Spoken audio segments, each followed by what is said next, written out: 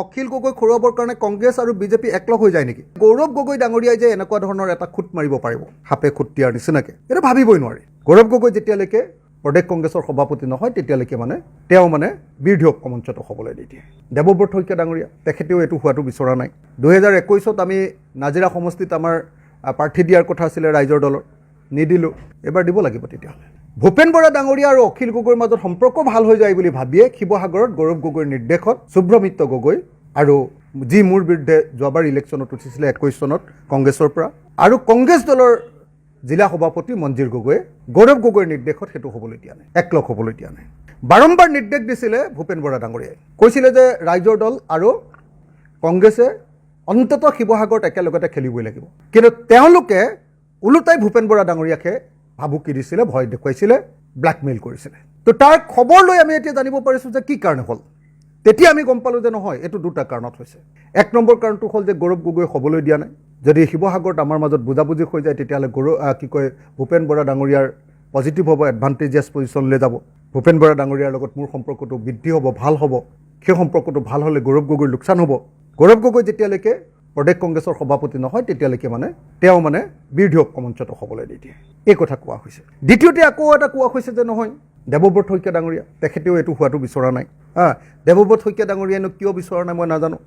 আমি ইমান দিন ধৰি দেৱব্ৰত শইকীয়া ডাঙৰীয়াক সদায় সহায় কৰি আহিছিলোঁ। 2021 আমি নাজিৰা সমষ্টিত আমাৰ প্ৰাৰ্থী দিয়াৰ কথা আছিলে ৰাইজৰ দলৰ, নিদিলোঁ। এবাৰ দিব লাগিব তেতিয়াহ'লে। নাজিৰা বিধানসভা সমষ্টিত আমি প্ৰাৰ্থী দিব লাগিব ৰাইজৰ দলে। ভাল প্ৰাৰ্থী, শক্তিশালী প্ৰাৰ্থী আমাৰ আছে, আমি উঠাম। যদি আমাক এনেকৈ বাৰম্বাৰ মানুহে বিশ্বাসঘাতকতা কৰে, আমি সদায় তেওঁলোকক নৰম হৈ থকাটোৰ কোনো অৰ্থ নাই। মই বহুত দলৰ ভিতৰত গালি খাইছোঁ, বহুত দলৰ ভিতৰত সমালোচিত হৈছোঁ।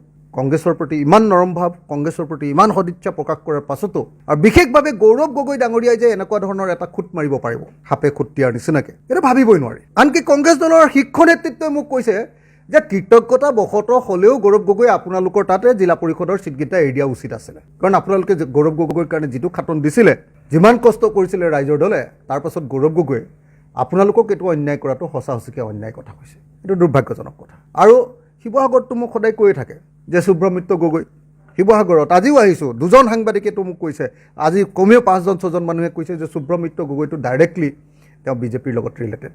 তেওঁ হিমন্ত বিশ্ব শৰ্মাৰ যিটো দাদা ব্ৰিগেড, সেই দাদা ব্ৰিগেডৰ সদস্য, স্পষ্টকৈ কয় মানুহে।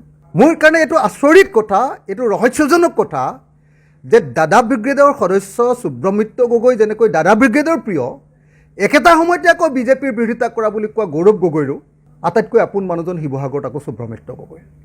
এই ৰহস্যটো মই এতিয়ালৈকে উদ্ধাৰ কৰিব পাৰিলোঁ। কেনেকৈ এইটো সম্ভৱ হৈছে?